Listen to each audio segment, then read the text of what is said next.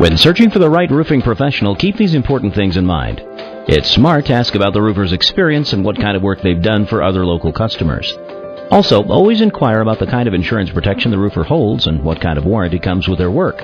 It's also a good idea to ask the roofing professional if they're a member of any local or national professional roofers organizations.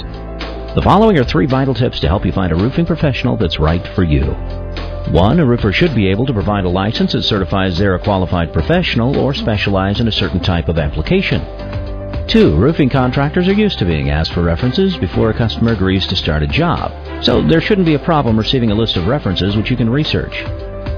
3. Always ask if they have online testimonials or positive reviews they could direct you to. There's more you should know about choosing the right roofing professional. The information we provide will save you time and money. Just visit our website or call us today.